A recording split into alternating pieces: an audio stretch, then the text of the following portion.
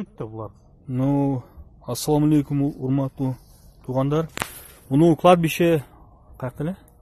Алатоонун кладбищеси, Көрүстаны.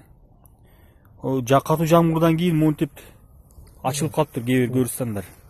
Кээ бир жаткан жерлер. Кээ бир эмес, көп эле ачылып калыптыр да.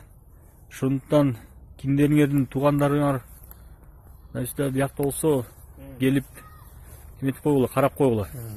Мындай кесиң. Полный жакшы ачылыштыр. Жолой улууна нур болот дейт. Көп булар калгандары вообще биякта жатат. Дагы бар тияка баргандар эме болуп атат. Жолой нур болот дейт.